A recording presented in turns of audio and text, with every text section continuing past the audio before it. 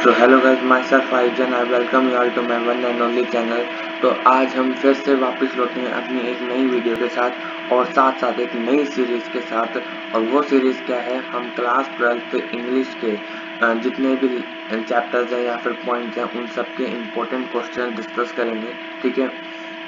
Whether it is from flamingo और it is from Vistas, ठीक है। तो हम दोनों बुक्स के सभी इम्पोर्टेंट क्वेश्चन सभी लेसन के डिस्कस करेंगे, ठीक है। तो आज से हमारी सीरीज शुरू हो रही है और आज की इस वीडियो में the last lesson by Alphonse Daudet के हम इम्पोर्टेंट क्वेश्चन डिस्कस करेंगे, जो कि one of the important chapter जिसमें से एक क्वेश्चन पेपर में आता ही आता है, ठीक है। तो चलिए स्टार्ट करते हैं। सबसे पहले वही बात गाइस, लाइक करो, शेयर करो, सब्सक्राइब करो, ठीक है। लाइक करो वीडियो को, शेयर करो अपने फ्रेंड्स के साथ और सब्सक्राइब कर दो चैनल को, ताकि मेरे आने वाली वीडियोस का अपडेट जो है आपको जल्दी से जल्दी मिलता रहे। और बेल आइकन को जरूर दबा देना, वरना मेरी वीडियो का नोटिफिकेशन नहीं मिलेगा। चलिए लेट्स स्टार्ट। चलिए फर्स्ट क्वेश्चन जो कि अक्सर आता है पेपर में, ठीक है। देखिए, हमने आपकी बुक्स में क्वेश्चंस दिए होते हैं, पर हमने ये वीडियो क्यों बनाई कि हमने स्पेशली आपके लिए क्वेश्चंस लेके आए हैं। हम ये क्वेश्चंस इसलिए लेके आए हैं आपके लिए क्योंकि हमें पता है कि बुक में इतने सारे क्वेश्चन दिए होते हैं कि वो बच्चों के लिए करना थोड़ा सा टिपिकल हो जाता है। तो हम ये इतने सारे क्वेश्चंस इतने सारे तो नहीं है, मतलब उन सभी में से कुछ एक क्वेश्चन ऐसे लाए हैं जो कि हद से ज़्यादा इम्पोर्टेंट है, और ऐसे क्वेश्चन जिसमें लगभग क्वेश्चन यानी कि लगभग पोर्शन आपका कंप्लीट हो जाएगा बुक का, ठीक है। बुक में एनसीईआरटी बुक का जो फ्लेमिंगो का लास्ट लेसन का जितना भी दिया हुआ है वो इन क्वेश्चन से लगभग पूरा हो जाएगा, इसके अलावा कुछ नहीं रहेगा। और मोस्ट ऑफ द केसेस में यही देखने को मिलता है कि यही क्वेश्चन आते हैं, इनके अलावा मतलब रेयरली कोई क्वेश्चन आता है। इन जो आज इस वीडियो में क्वेश्चन डिस्कस करेंगे, इनके अलावा रेयरली कोई क्वेश्चन आता है। मेन तो यही क्वेश्चन आते हैं, ठीक है। तो टाइम वेस्ट नहीं करते हैं, तो स्टार्ट करते हैं। फर्स्ट क्वेश्चन है, why did France did not want to go to school that day. यानी कि जिस दिन ये स्टोरी लिखी गई है उस दिन फ्रांस नाम का लड़का स्कूल क्यों नहीं जाना चाह रहा था, ठीक है। लास्ट लेसन था, लास्ट लेसन मतलब स्टोरी का नाम है लास्ट लेसन। तो लास्ट लेसन का मतलब क्या था, एक वो दिन जब एम हेमल अपना आखिरी लेसन देने वाला था, फ्रेंच लेसन, ठीक है, उससे रिलेटेड है। तो फ्रांस उस दिन स्कूल क्यों नहीं जाना चाहता। सबसे पहले बात, अगर आप मैं यही कहना चाहूँगा, आप लोग क्वेश्चंस करने बैठे हो तो उससे पहले कम से कम एक बार चैप्टर को थोरोली जरूर पढ़ो, ताकि आपको क्वेश्चंस करने में दिक्कत ना हो, बल्कि आसानी हो, आप आसानी से क्वेश्चंस कर सको, ठीक है। तो क्या कह रहा है, France did not want to go to school on the day of last session. देखो, फ्रांस स्कूल क्यों नहीं जाना चाह रहा था, वो इसलिए नहीं जाना चाह रहा था क्योंकि सबसे पहली बात तो स्कूल जाने के लिए लेट था, और दूसरा ये कि एक प्रीवियस डे यानी कि उसकी एक दिन पहले उसके टीचर ने होमवर्क में पार्टिसिपल्स नाम का लेसन प्रिपेयर करने को दिया था, जो कि उसने नहीं किया था, ठीक है। इसलिए वो अपने टीचर से डर रहा था, क्यों, क्योंकि एक तो स्कूल के लिए था और उसने लेसन भी प्रिपेयर नहीं किया था, इसलिए वो स्कूल नहीं जाना चाह रहा था, ठीक है। तो इसका स्क्रीनशॉट ले लीजिए, एक second. Now take screenshot. I hope आपने स्क्रीनशॉट ले लिया होगा। तो नेक्स्ट क्वेश्चन की तरफ बढ़ते हैं।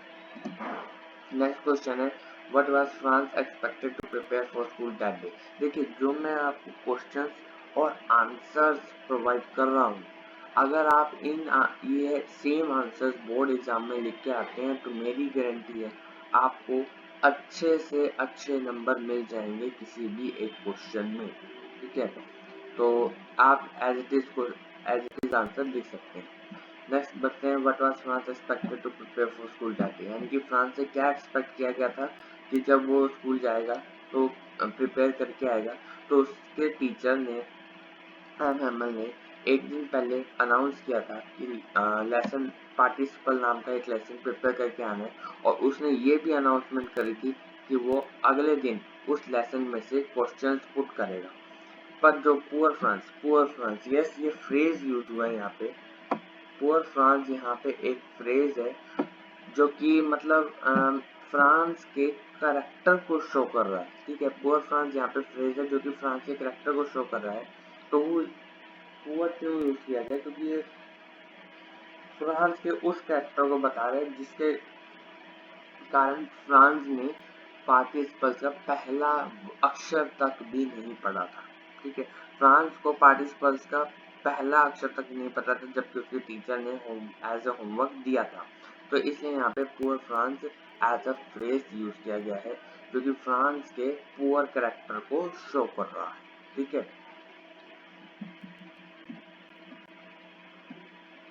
Now take screenshot. I hope आपने इस क्वेश्चन का भी स्क्रीनशॉट ले लिया होगा। तो नेक्स्ट बढ़ते हैं थर्ड क्वेश्चन।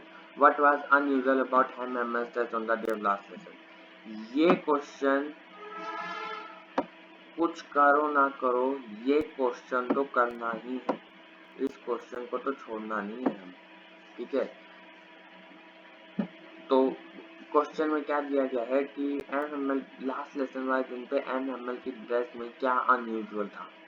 सिंपल सी बात है, उसके ड्रेस में अनयूजुअल ये था कि मतलब उसने वो क्लोथ्स पहने हुए थे जो कि वो जनरली इंस्पेक्शन या फिर किसी फंक्शन वाले दिन पहनता था। फंक्शन जैसे प्राइज डिस्ट्रीब्यूशन फंक्शन हो गया, या कोई स्कूल का एनुअल फंक्शन हो गया जो कि साल में एक बार होता है, या कोई अदर फंक्शन हो गए, तो ऐसे ऐसे फंक्शन में पहना करता था, या फिर इंस्पेक्शन वाले दिन पहना करता था। वो ड्रेस उसने जनरली लास्ट लेसन वाले दिन पहनी थी। ठीक है, पहना क्या था, beautiful green coat, a frilled shirt and a little embroidered black silk cap. ये तीनों चारों चीजें इम्पोर्टेंट है, इनको छोड़ना नहीं है। ठीक है, तो आप लोग इसका भी स्क्रीनशॉट ले लीजिए। Just a second, now take screenshot. I hope आपने इसका भी स्क्रीनशॉट ले लिया होगा। तो नेक्स्ट क्वेश्चन की तरफ बढ़ते हैं, that is who occupied backbenches in the classroom on the day of last lesson। यानी कि लास्ट लेसन वाले दिन पे आखिर किसने बैक बेंचेस को ऑक्यूपाई करा था। ठीक है, कौन थे वो, विलेज एल्डर्स। देखिए मतलब इस स्टोरी का ये क्वेश्चन सबसे आसान क्वेश्चन है। अच्छा यहाँ पे वाई ऐड करेंगे, वाई,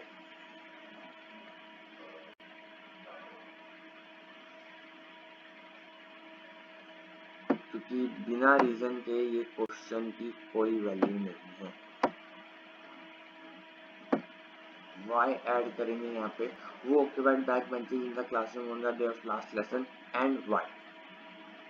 ठीक है, मतलब इस क्वेश्चन से आसान क्वेश्चन इस चैप्टर में है ही नहीं, समझ लो ये बात। इस क्वेश्चन से आसान क्वेश्चन इस चैप्टर में है ही नहीं। क्वेश्चन क्या है, आंसर क्या है इसका, मतलब अगर आपने स्टोरी पढ़ी है ना, तो मतलब ये क्वेश्चन आप चुटकियों में जवाब दे सकते हो। ठीक है, अगर आपने स्टोरी नहीं भी पढ़ी, सिर्फ समझी भी पढ़ी है, तो भी ये क्वेश्चन बहुत कॉमन है। ठीक है, हालांकि इम्पोर्टेंट भी है, हद से ज्यादा इम्पोर्टेंट है, पर बहुत कॉमन क्वेश्चन है, हर जगह आपको मिलेगा ही मिलेगा। ठीक है, तो इसका सिंपल सा आंसर था विलेज एडलर्स ने। देखो इसके पीछे कहानी क्या थी, इसके पीछे कहानी ये थी कि जब फ्रांस फ्रैंको प्रूशियन वार में हार गया था, तब बर्लिन से एक ऑर्डर आया था। उस ऑर्डर के अकॉर्डिंग फ्रेंच लैंग्वेज को फ्रांस की 2 डिस्ट्रिक्ट्स अलेस और लॉरेन में बैन कर दिया गया था, और उस ऑर्डर के अकॉर्डिंग अगले दिन से सिर्फ जर्मन ही पढ़ाना का ऑर्डर आया था। ठीक है, पर M Hamel as a French teacher, अब जो कि फ्रेंच पढ़ाता आ रहा था 40 साल से एक ही मतलब स्कूल में, तो आज वो अपना आखिरी फ्रेंच लेसन देने जा रहे, क्योंकि अगले दिन से तो अब जर्मन लैंग्वेज है। तो विलेज एल्डर्स क्यों आए थे, एक तो एम हैमल को थैंक्स करने के लिए कि उसने अपनी ये फेथफुल सर्विस दी 40 साल के लिए। ठीक है, और उसकी रिस्पेक्ट को थैंक्स करने के लिए जो कि उसने अपनी कंट्री को दिए है 40 साल, ठीक है, जो कि अब आगे दिखने नहीं वाली, क्योंकि फ्रेंच लैंग्वेज तो अब बैन हो चुकी है, तो इसलिए वो आगे अब अलेस और लोरेन में नहीं पढ़ा पाएगा, ठीक है। Next, what came as a thunderclap to France. अच्छा, इसका स्क्रीनशॉट लीजिए। आई होप आपने इसका स्क्रीनशॉट भी ले लिया होगा। तो नेक्स्ट क्वेश्चन की तरफ बढ़ते हैं। नेक्स्ट क्वेश्चन है what came as a thunderclap to France. ये क्वेश्चन भी इम्पोर्टेंट है। देखो, कई बार पेपर में थंडर क्लैप की जगह बोल्ट दिया था, थंडर बोल्ट, थंडर बोल्ट।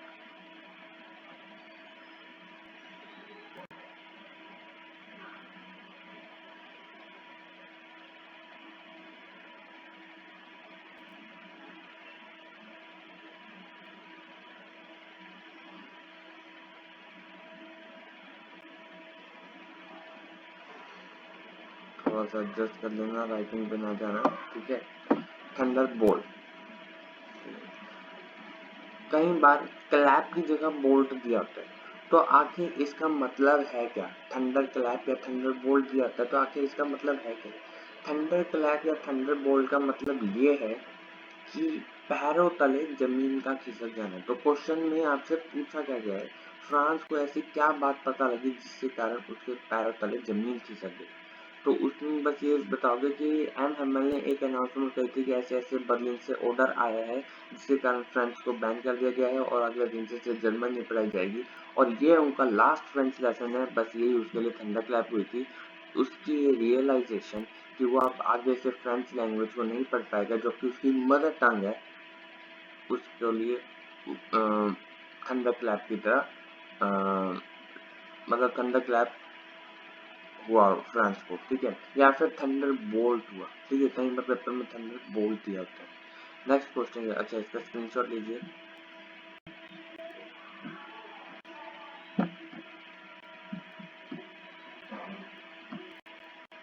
हाँ जी, अब इसका स्क्रीनशॉट ले लीजिए।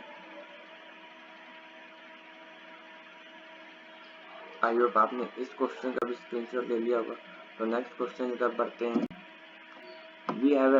We have all a great deal to reapproach ourselves with said M Hamel, यानी कि एम हेमल ने ये कहा था कि मतलब एम हेमल ने इस लाइन में कहा क्या है। एम हेमल ने इस लाइन में खुद को, पेरेंट्स को और बच्चों को ही ब्लेम करा है इस फ्रांस का फ्रेंच लैंग्वेज को हार जाना। एम एम के अकॉर्डिंग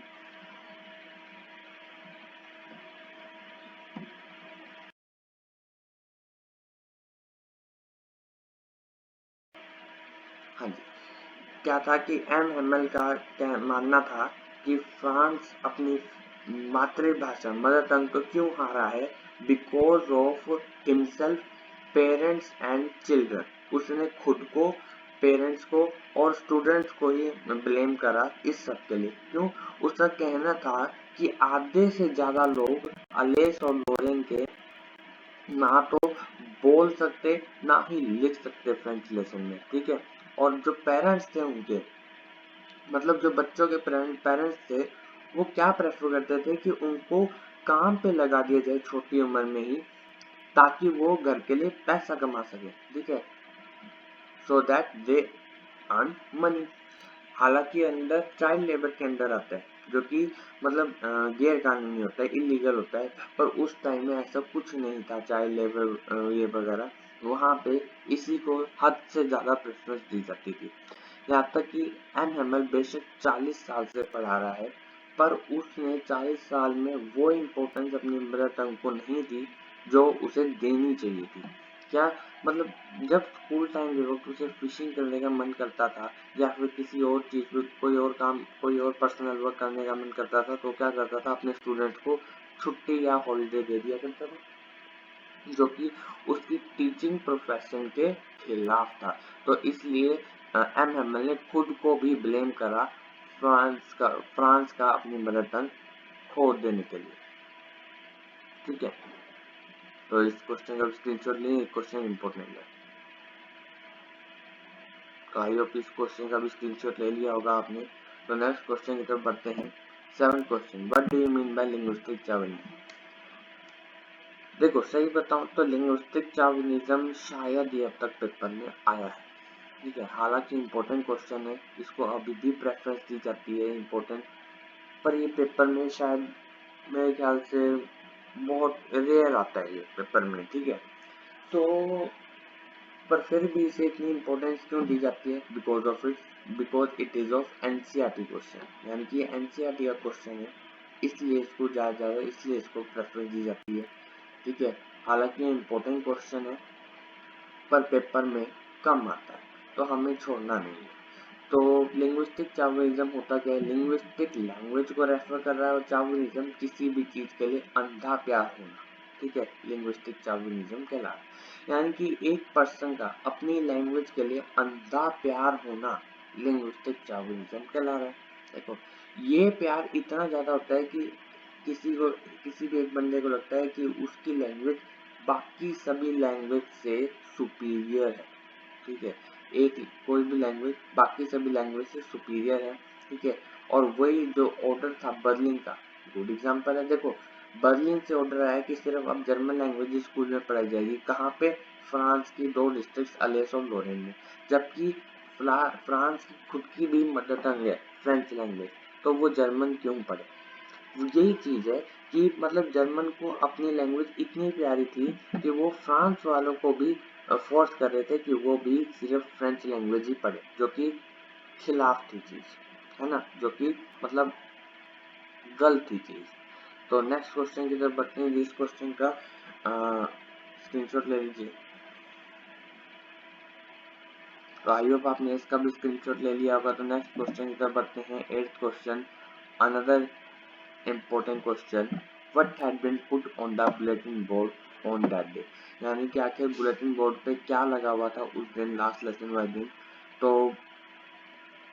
पिछले 2 साल की बात करें तो पिछले 2 साल में बुलेटिन बोर्ड पे वही चीजें लगा करती थी। क्या क्या चीजें लगती थी? यानी कि जो बैटल से रिलेटेड, जो वार चल रहा था फ्रैंको प्रूशियन वार, उससे रिलेटेड न्यूज लगा करती थी, या कोई ड्राफ्ट से रिलेटेड न्यूज लगा करती थी, या फिर कमांडिंग ऑफिसर कोई जब नया ऑर्डर देते थे, नया डिसीजन लेते थे, तो उससे रिलेटेड न्यूज लगा करती थी।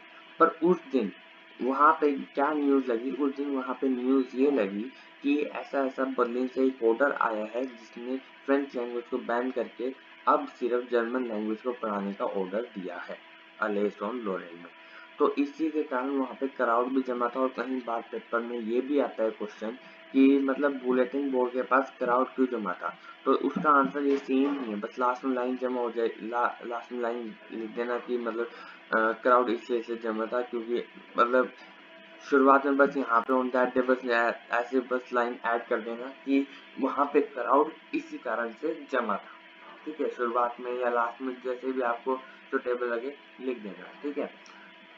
अब यहाँ पे इस क्वेश्चन से क्या आइडिया मिलता है अपने को? इस क्वेश्चन से आइडिया ये मिलता है कि मतलब चाहे आप ये क्वेश्चन करके जाए, पर मोस्ट ऑफ द केसेस में क्वेश्चन यही आते मोल्ड होके आंसर सारा सेम होता है।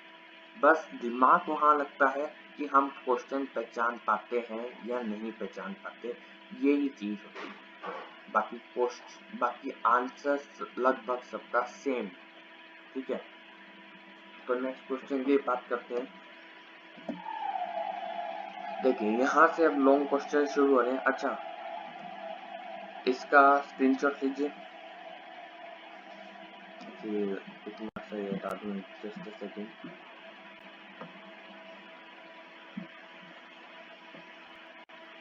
हाँ तो आई होप आपने स्क्रीनशॉट ले लिया होगा। तो नेक्स्ट क्वेश्चन की तरफ, और यहाँ से अब हमारे लॉन्ग क्वेश्चन शुरू हो रहे हैं। लॉन्ग क्वेश्चन में सबसे फर्स्ट क्वेश्चन और one of the important question क्या है? What changes did the narrator find in the school when the order from Berlin came? यानी कि बर्लिन से एक ऑर्डर आया था, उसका क्या क्या इफेक्ट पड़ा था स्कूल में। तो एक तो ये क्वेश्चन बना कि नरेटर ने क्या क्या चेंजेस फाइंड करे। एक क्वेश्चन ये भी बनता है कि what effect does order of Berlin put on मतलब put on districts of Alsace, French districts of Alsace Lorraine, ठीक है। या फिर आप ये कह सकते हो कि ऑर्डर ऑफ बर्लिन का क्वेश्चन ऐसे ही बनता है कि ऑर्डर ऑफ बर्लिन का स्कूल्स में क्या इफेक्ट था। आंसर सबका सेम है, और अगर ये क्वेश्चन आता है तो मोस्ट ऑफ द केसेस में लॉन्ग में ही आता है, ठीक है। तो शॉर्ट में बहुत रेयर आता है क्वेश्चन, कई बार होता है ना कि लॉन्ग क्वेश्चन शॉर्ट में आ जाते हैं, ठीक है। तो वो बस वो लेंथ कम करके लिखनी होती है, बात वही लिखनी होती है, तो ये question most of the cases में लॉन्ग में ही आता है, ठीक है। तो बात करते हैं, सबसे पहली बात तो ऑर्डर फ्रॉम बर्लिन। अच्छा, कई बार जैसे यहाँ पे क्वेश्चन में नहीं गिवन, तो कई बार क्वेश्चन में ये भी गिवन होता है कि मतलब what was the order of Berlin and what had it effect, how it effect the schools of Alsace Lorraine, या ऐसी चीजें कुछ हो गई होती हैं। तो आप इसमें बता दोगे कि सबसे पहले ऑर्डर ऑफ बर्लिन यही था कि जिसने फ्रेंच लैंग्वेज को प्रोहिबिट कर दिया था स्कूल में अलेसन लोरेन की, और सिर्फ अब जर्मनी स्कूल में पढ़ाई जाने वाली थी। तो उस दिन आप यहाँ से शुरू करोगे, ठीक है। France was late for school that day, ठीक है। फ्रांस उस दिन स्कूल जाने के लिए लेट था।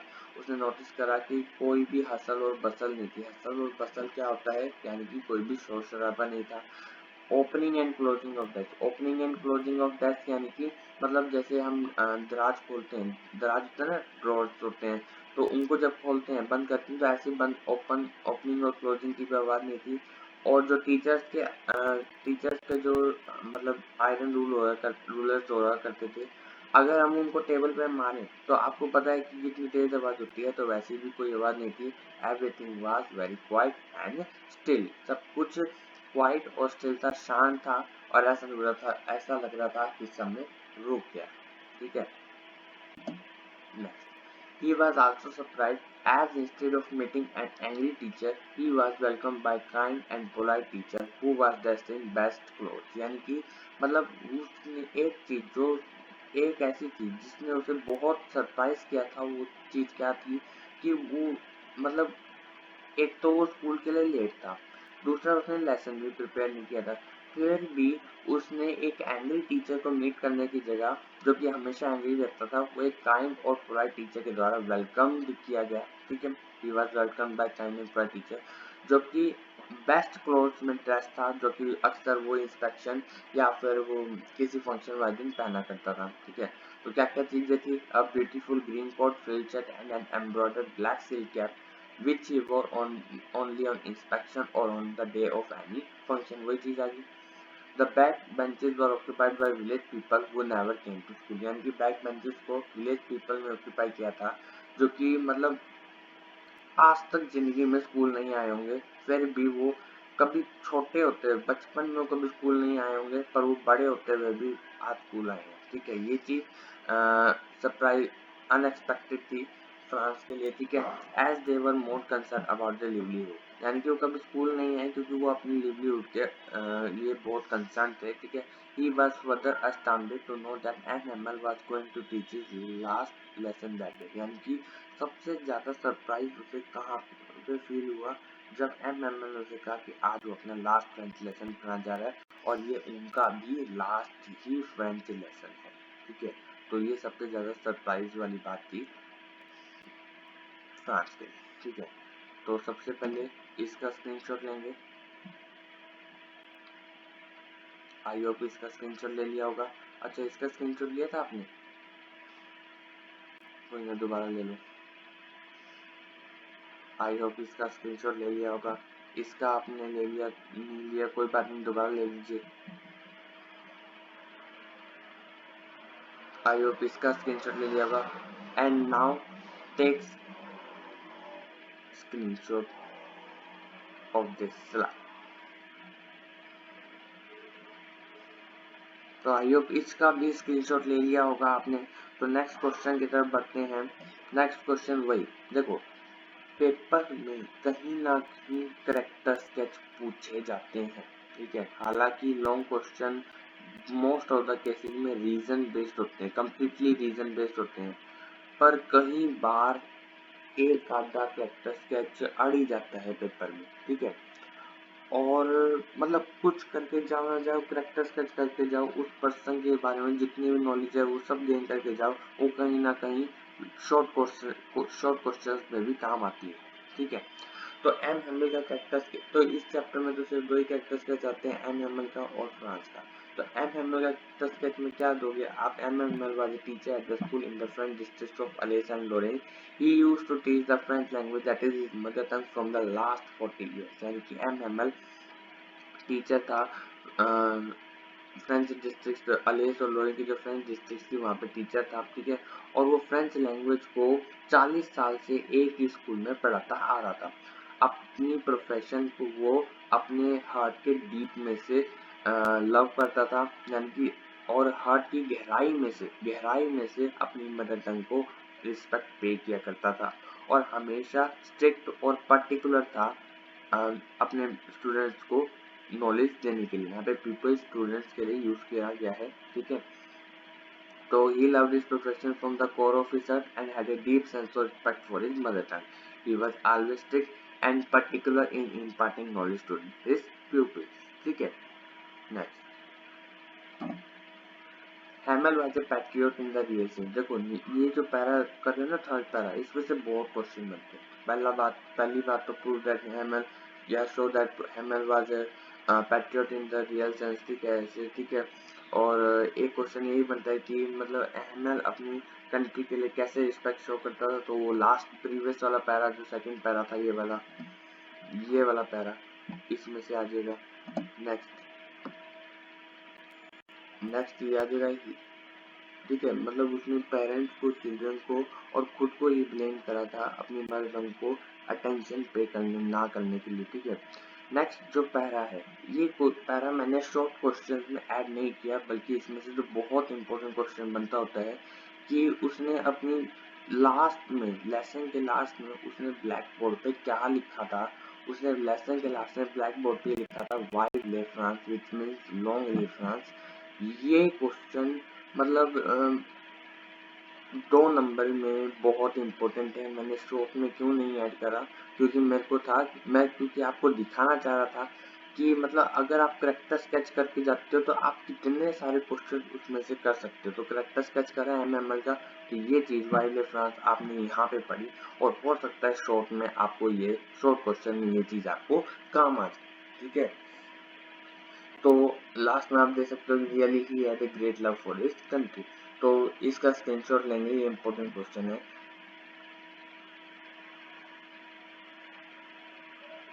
आई होप आपने स्क्रीनशॉट ले लिया होगा, एंड नाउ टेक स्क्रीनशॉट।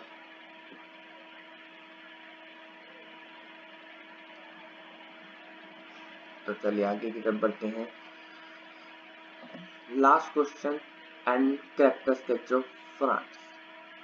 सबसे पहली बात तो फ्रांस एक टिपिकल स्कूल बॉय था। ठीक है, केयर फ्री था और स्कूल जाना पसंद नहीं करता था। ठीक है, अपने टीचर के, फ्रेंच टीचर के आयरन रूलर से, यहाँ रूलर आएगा, अपने फ्रेंच टीचर के आयरन रूलर से बहुत डरा करता था। ठीक है, आयरन के रिटर्न उससे। He was more interested in spending time outside the school, यानी कि उसे स्कूल के आउटसाइड, यानी कि बंक मारना पसंद था। स्कूल में कहते हैं ना बंक मारना पसंद था, और कई बार उसने बंक मारा भी है। क्यों मारता था? एक तो बर्ड्स एक्ट के सर्च में, मतलब बर्ड्स एक्ट के उसमें जाता था, और प्रूशियन सोल्जर्स को 100 मील में ड्रिलिंग करते हुए देखना भी उसे पसंद था। ठीक है, तो ये क्वेश्चन भी बनता है पेपर में। ठीक है, अलग से शॉर्ट क्वेश्चन, तो ये क्वेश्चन भी मैंने इसी में ही ऐड किया। ठीक है, next, he did not realize the importance of the mother tongue till his country had gone into the hands of German and teaching of French language was banned। यानी कि उसने अपनी मदर टंग की importance कभी भी realise नहीं करी जब तक उसकी मदर टंग जर्मन के हाथों में या फ्रेंच लैंग्वेज को बैन कर दिया गया था। तब जब तक उसकी फ्रेंच लैंग्वेज को बैन नहीं कर दिया गया, तब तक वो फ्रेंच लैंग्वेज की इम्पोर्टेंस को नहीं समझ पाया। This game as a thunderbolt to him. देखो वो ये चीज आ गई ना, थंडरबोल्ट, वहां पे क्वेश्चन मैं दिखाता हूँ आपको।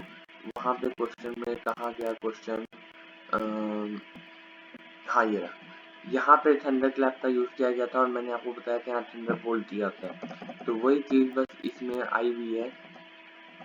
ये देखो, थंडर बोल्ट, वहां पे थंडर क्लैप था, यहाँ पे थंडर बोल्ट है। तो ये चीज उसके लिए थंडर बोल्ट हुई थी, यानी कि मतलब ये सुनने के बाद कि उसका आखिरी फ्रेंच लेसन है ये, उसके बाद अब सिर्फ जर्मन ही पढ़ेगा, तो ये उसके लिए उसके पैर तले जमीन खिसक गई थी।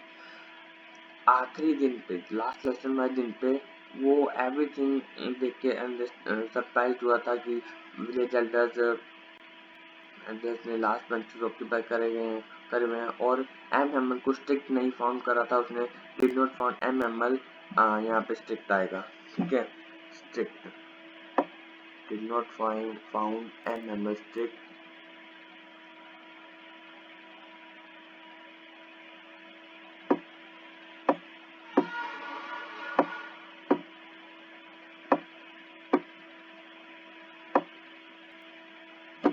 ठीक है, and did not find M. Hammerstick on the day of the last lesson. He did not understand the severity of war and wondered that peasants made to be in Germany. ये important line है। उसने peasants के बारे में क्या wonder किया था, मतलब क्या सोचा था peasants के बारे में कि आखिर इंसान तो फिर भी जर्मन लैंग्वेज पढ़ लेगा, पर आखिर peasants जर्मन लैंग्वेज में कैसे जिएंगे, ठीक है।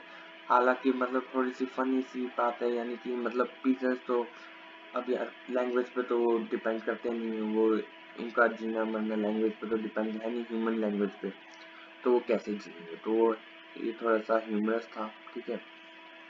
तो इसका स्क्रीनशॉट लें। आई होप आपने स्क्रीनशॉट ले लिया होगा। नेक्स्ट इसका स्क्रीनशॉट लें। आई होप आपने इसका भी स्क्रीनशॉट ले लिया होगा। सो एट द लास्ट वही सब चीजें, वीडियो को लाइक कर दो, ठीक है, शेयर कर दो अपने फ्रेंड्स के साथ, ताकि मतलब आपके दोस्तों को भी मतलब इस वीडियो का फायदा मिल सके, और चैनल को सब्सक्राइब कर दो ताकि, और बेल आइकन को जरूर दबा देना, भूल ना जाना ताकि मेरे आने वाली वीडियोस का सबसे पहले नोटिफिकेशन आपको मिले, ठीक है। सब्सक्राइब कर देना चैनल को, बेल आइकन जरूर दबा देना ताकि मेरे आने वाली वीडियोस का जो मतलब नोटिफिकेशन है सबसे पहले आपको मिले, ठीक है। तो यहीं पे हमारी वीडियो समाप्त होती है। Thanks for watching this video, keep waiting for my other videos, till then stay safe and stay healthy.